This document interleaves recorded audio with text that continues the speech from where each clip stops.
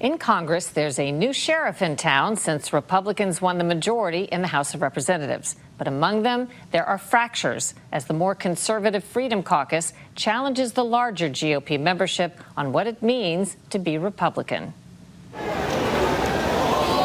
The most visible face of the Freedom Caucus appeared during January's epic battle over whether Republicans would elect establishment leader Kevin McCarthy as their speaker.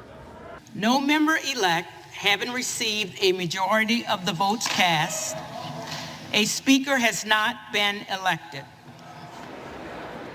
Freedom Caucus members held out through 14 votes, winning promises on a number of points to change the way the House operates before ultimately backing McCarthy on vote number 15. The Honorable Kevin McCarthy of the state of California is duly elected Speaker of the House of Representatives.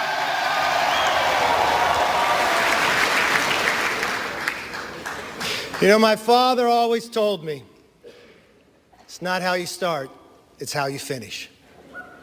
Congressman Scott Perry of Pennsylvania is chairman of the Republican Freedom Caucus.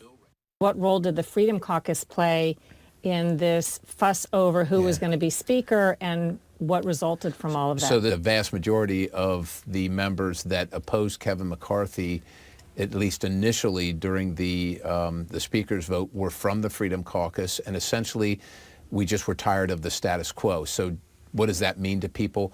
Literally, we were going to start out with the same set of rules running this Congress under Republicans that Nancy Pelosi just left, right? So we fought to make this place more responsive and representative of the American people. What are some of the priorities you have on the committees you'll be serving on? For every dollar we take in revenue, we're spending $1.29. So our focus, my focus, no matter what committee on, remains in that realm, because that's increasing inflation, that's increasing the cost of living. Well, how about the woke policy that is destroying our military? How about the policy that allows the FBI and the Department of Justice to put threat tags on individuals for simply going to their school board meeting? That can all be tied to funding. So not only can we reduce the cost of the federal government and the overspending, the $1.29 spent for every dollar taken in, but also the policies associated with them. And we do that by saying, you don't get any money for that policy anymore. You might steal it from somewhere else. Your focus is supposed to be on law enforcement, but if you want to spend it on diversity, equity, inclusion, you're going to have to get it from somewhere else because we're not going to fund it anymore. That's what we can do. Republicans have already put the focus on President Biden's son, Hunter. He had a controversial sweetheart deal, making more than $1 million with an allegedly corrupt Ukrainian gas company, Burisma. That at the same time his dad was vice president and the lead on Ukraine issues. Joe Biden later admitted he got a Ukrainian prosecutor fired who is investigating Hunter's company. If the prosecutor's not fired, you're not getting the money. Oh, son of a bitch. Got fired. Biden says it was the prosecutor who was corrupt. If Republicans are going to look into matters of Ukraine and President Biden's son and his connections to Ukraine, it seems to me they're going to need to do a good job explaining why they're doing that, other than for political reasons. Right. I think Americans look at this and it just sounds like one side's going after the other. Yeah. And it often does, and I think in some cases it actually is that. But in this case, I think why it's important is look, we've got a wide open southern border where it needs the attention of the chief executive.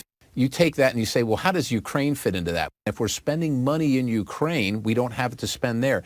And if we're spending money in Ukraine to distract from other things that might have happened in Ukraine, what other things might have happened? When I talk about his son, the president of the United States' son, is the president being extorted for those actions, and are the American taxpayers paying the bill? That's why it's important to know.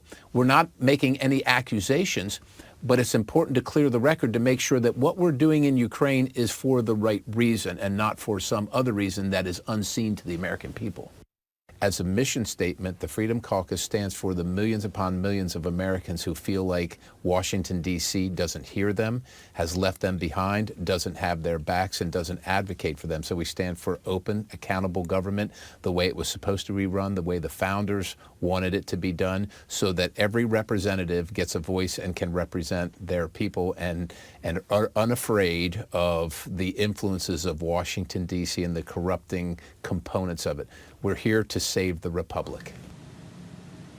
The Freedom Caucus recently called to end Biden's plans to cancel student debt, to take back unspent COVID funds, as well as $80 billion in IRS funding provided in the Inflation Reduction Act. The White House responded by calling the proposal a five-alarm fire that would endanger public safety, raise costs for families, undermine workers, weaken national security, and hurt seniors.